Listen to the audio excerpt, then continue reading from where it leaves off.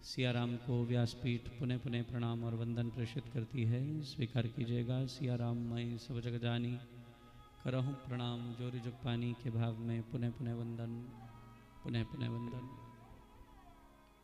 सुखदेव जी महाराज की पावन पुनीत शरण में परीक्षित जी आए। परीक्षित जी ने आश्वासन दिया, हे राजन, खटवांगो नाम राजऋषे ज्ञात्वे यत्तामिहायुषः मुहूर्तात् सर्वमृतसृज्य गतवान् भयं हरिं।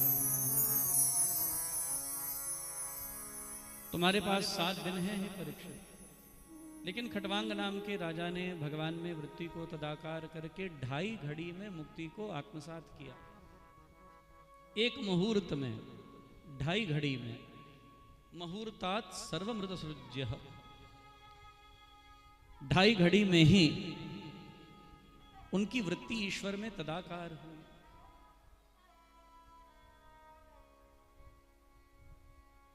भगवान श्री भगवत गीता में कहते हैं, अंतवंत इमे देहा नित्यस्योक्तः शरीरिणः अनाशिनो अप्रमेयस्य तस्मात् युध्यस्व भारत। हे अर्जुन, तू अपने कर्तव्य में परायण रहे, तू अपने कर्तव्य में जुड़ने वाला बन। ये शरीर आखिर तो मिटना है, लेकिन इस शरीर के मिटते हुए जो भगवान के अंदर अपनी वृत्ति को तदाकार कर लेते हैं, अंतकाले च मामैव स्मरण मुक्त्वा कलेवरम यह प्रयाति समद्भावम याति नास्त्यत्र संशयः यम यम वापि स्मरणम भावम त्यजत्यन्ते कलेवरम तम तमय वेति कौन्तेय सदा तद्भाव भावितः।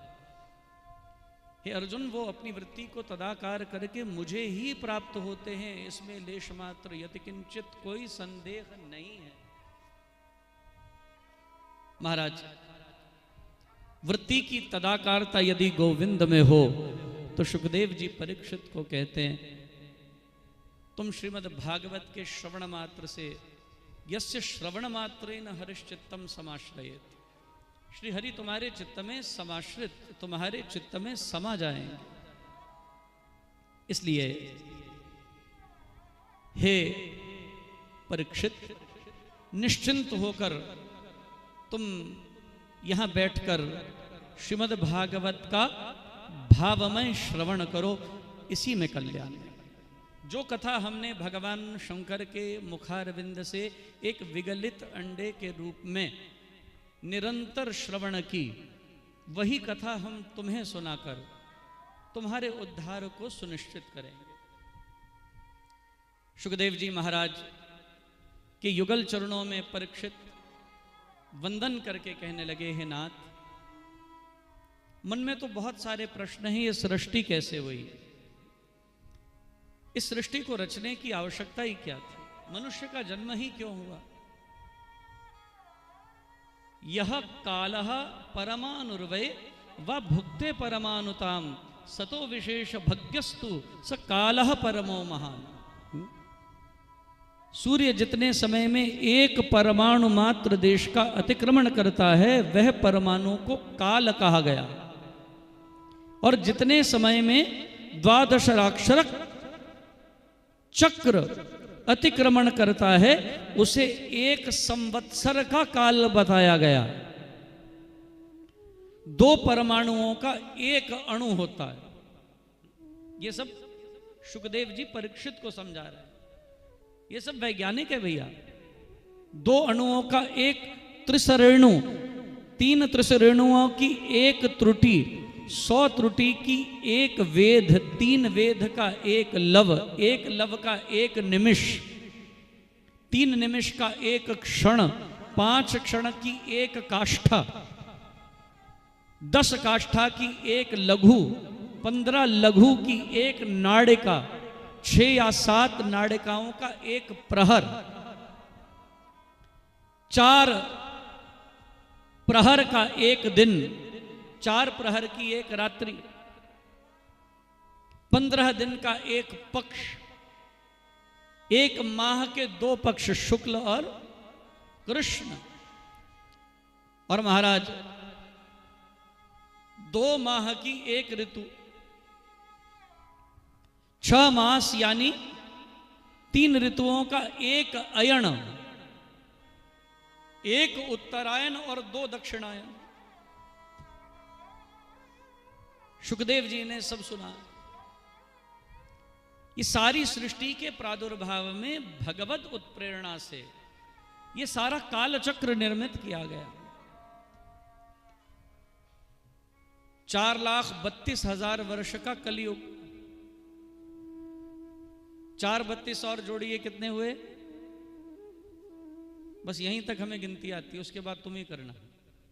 8,64। चलो अगली वाली भी हम कर लेंगे। उसके बाद आता है त्रेता। 8,64 में 4,32।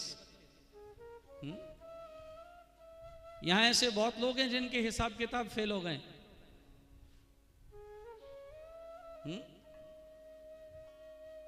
गिनती भले ही आती हो। 8,64 में 4,32 जोड़िए, 12,96। 12,96 का त्रेता और 12,96 में 4,32 और जोड़िए। और भैया हमारे को इससे आगे नहीं आते।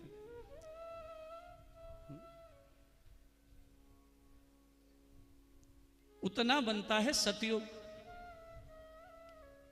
4,32, 8,64, 12,96 और जो आगे बनता है, उन चारों को जोड़िए तो बनती है एक चतुर्युगी। और महाराज ब्रह्मा जी का एक दिन 1,000 चतुर्युगियां बीत जाएं तो ब्रह्मा जी का एक दिन बीतता। और इतने में ही एक रात्रि बनती है। फिर दिन भर 14 मनु राज्य करते हैं। एक मनु 71 युग तक राज्य करता है। उसको गुणा कर लीजिए, हमारा तो हिसाब फेल हो गया भैया।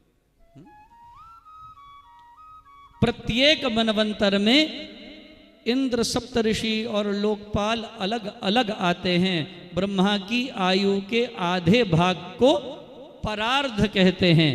और परार्ध अभी एक भी खत्म नहीं हुआ। और ब्रह्मा जी को 100 साल जीना। एक ब्रह्मा की आयु 100 साल की है। महाराज सुखदेव जी कहने लगे, ब्रह्मा जी ने सृष्टि रची। सबसे पहले मानसिक सृष्टि रची, वो चली नहीं। फिर ब्रह्मा जी ने सनकादिकों की उत्पत्ति की। वो वैरागी हो गए, विरक्त हो गए। उनका गृहस्थ में कोई प्रवृत्ति में कोई ध्यान ही नहीं था। ब्रह्मा जी को बड़ा क्रोध आया।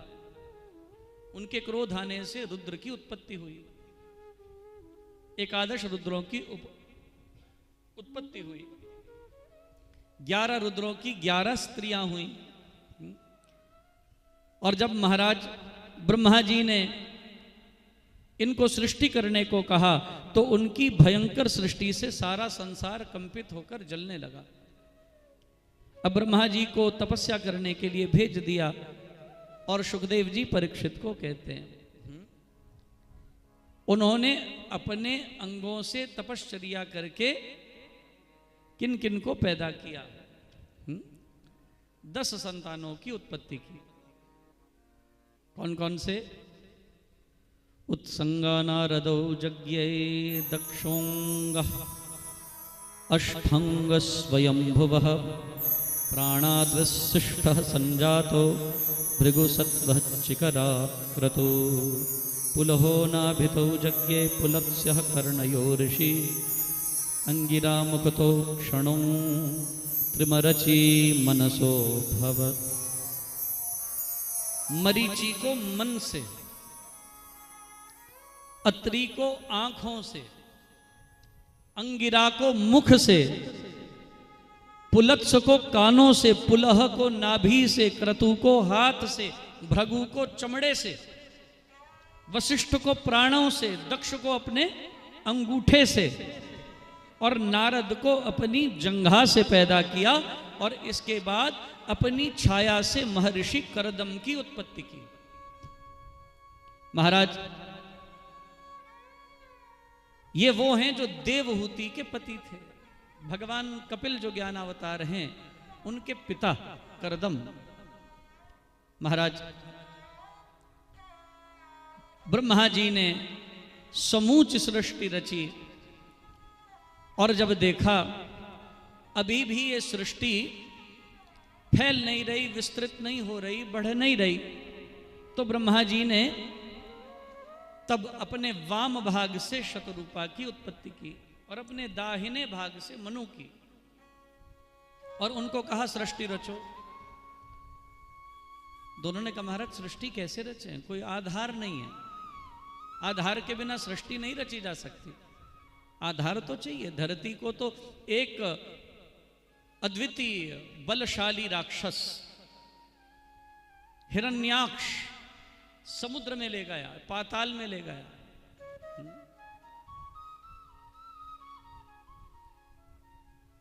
आज भी एक देश में ऐसा ही हिरण्याक्ष बैठा है जो सारी सृष्टि को पाताल में ले जाना चाहता है। हम उस हिरण्याक्ष का नाम नहीं ले सकते, लेकिन एक हिरण्याक्ष ऐसा है जो सारी धरती पर शासन चाहता है। वो चाहता है बस धरती हमारे आधिपत्य में रहे, वो कोई भी देश हो उस पर हमारा आधिपत्य हो, उस पर हम शासन करें। महाराज ऐसे हिरण्याक्ष समय समय पर उत्पन्न होते ही रहे। हिरण्य माने सुवर्ण सोना, अक्ष माने नेत्र, जिसके नेत्र में केवल धन और सोना संपत्ति रहती हो, ऐसा व्यक्ति ही हिरण्याक्ष है। महाराज ब्रह्मा जी को जब प्रार्थना और अनुनय की गई मनु शतरूपा के द्वारा, तो ब्रह्मा जी ने भगवान नारायण की स्मृति की, और नारायण की स्मृति की जब सच्चे हृदय से आप प्रभु की स्मृति करते हैं, आप प्रभु को स्मरण करते हैं, तो भगवान समाधान जरूर देते हैं। ये किसी सच्चे हृदय की पुकार होनी चाहिए। सच्चे हृदय से होकर समर्पित अपने ठाकुर को जो पूजता है, ढूंढता है सदा सांवरे को, सांवरा भी उसे ढूंढता है। महाराज